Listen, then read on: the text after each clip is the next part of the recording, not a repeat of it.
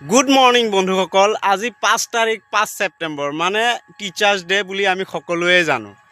তো গতিকে পোনপ্ৰথমে মোৰ তৰফৰ পৰা বন্ধু বান্ধৱীসকললৈ টিচাৰ্ছ ডেৰ শুভেচ্ছা থাকিল।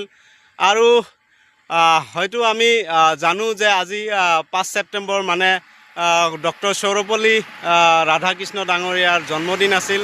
সেই উপলক্ষে আমি এই দিনটো উদযাপন কৰি আহি আছোঁ।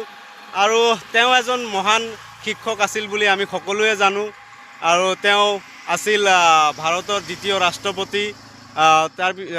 আৰু এজন ভাল শিক্ষক যে এটা মমৰ দৰে, সেইটো আমি হয়তো সৰুতে স্কুলত পঢ়াইছিল, এতিয়া নিজেও জানো যে এজন শিক্ষক সদায় এটা মমৰ দৰেই হয়। কাৰণ এটা মম নিজে জ্বলি আনক পোহৰ দিয়ে, মানে নিজে জ্বলি গলি তাৰপিছত বেলেগক পোহৰ দিয়ে। গতিকে টিচাৰ এটা তেনেকুৱা উদাহৰণ এটা হয় যে সদায় টিচাৰ নিজে জ্বলি আনক পোহৰ মানে শিক্ষা দিয়ে, মানে আনক পোহৰ দিয়ে, ভৱিষ্যত উজ্জ্বল কৰিবলৈ চেষ্টা কৰে। গতিকে নিজৰ টিচাৰহঁতক সন্মান দিবলৈ চেষ্টা কৰিব। আৰু যিখিনি পঢ়ি আছা বন্ধু বান্ধৱীসকল, সকলোৱে নিজৰ শিক্ষক শিক্ষয়িত্ৰীক ৰিছপেক্ট কৰিবা।